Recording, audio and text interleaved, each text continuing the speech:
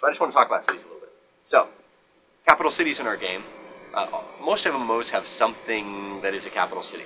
But our capital cities, along with being economic and social hubs, places where players can go and sell their stuff and meet their friends and make guilds and do all sorts of kind of city stuff, our cities are way more than that. So we call them living cities.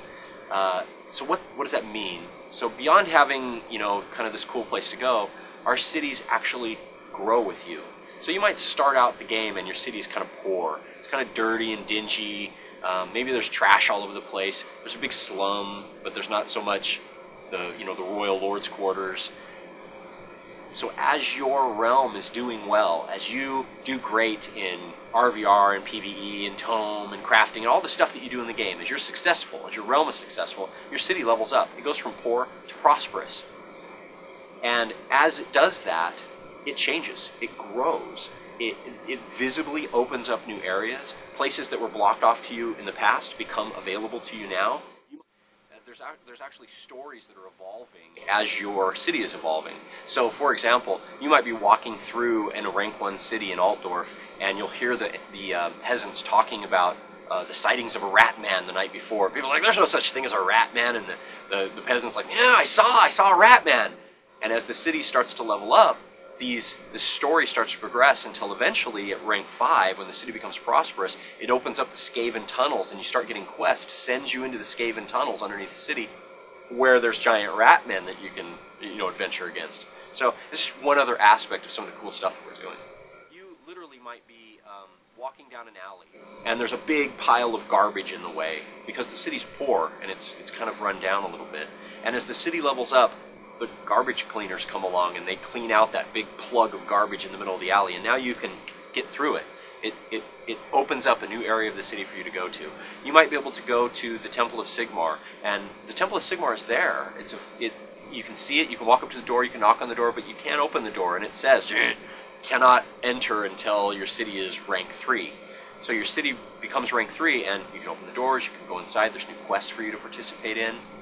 One of the great things about this is, as your city levels up, it becomes kind of the crown jewel in for your realm. It becomes the source of realm pride for you in your realm. Your enemy can see that also. He can open up the world map and he can go, Altdorf. Oh, Altdorf is prosperous. Oh, holy crap. Look at Altdorf. It's got Felix and Gotrek visiting right now. It's got these festivals that are going on. It's opened up all sorts of new areas. Really cool. I think it's time to lay assault to Altdorf, because by driving the battle towards Altdorf now, they're able to participate and partake in all of the rewards that you got. So as you open up these new areas, new cool things for you to do in the city, it actually opens them up for your enemy also. All the cool quests that you opened up, now they can partake in if they're able to conquer and capture your city. All the cool new areas, the Temple of Sigmar and the Bright Wizard College, all that stuff, now they can get into. The Crypts of Sigmar, the dungeons underneath Sigmar, now they can get into that. They have new and cool things that they can do because you spent so much time leveling up your city. When we talk about looting and pillaging, you really will be able to loot and pillage. Literally running through the streets, breaking down people's houses' doors, the businesses' doors, walking in, robbing the banks, setting fire to their homes, watching the buildings burn, stealing their stuff. Once you have conquered the city and actually captured it, there's holdout points within the city where there's these great public quests that are happening. So for example, within Altdorf, there's 2 of these kind of last lines of defense. One is in the Temple of Sigmar and one is in the Bright Wizard College. So by entering the Temple of Sigmar, there's a huge, and I mean huge, public quest. I want to say it has 8 stages. It's massive. Where you participate in this public quest, and just like any public quest, depending upon your participation of, the 50 to 100 people that are there kind of thing, depending on your participation, there's opportunity for unbelievably great loot out of this public quest.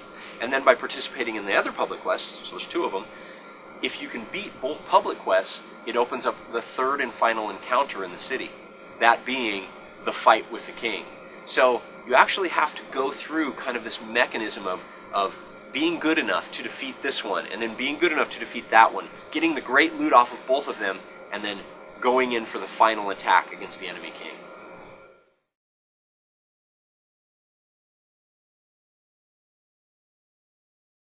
But let me just explain one thing about Jeff that, he's too shy to mention.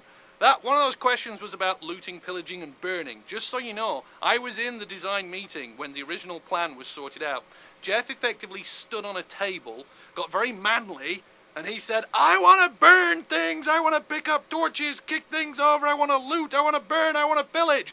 That's what I want! And so we went away and retooled it to do that. So, burning, looting, pillaging, Jeff's idea, he championed it. I like to think of it as him reliving his early childhood, when he was not actually imprisoned, merely cautioned.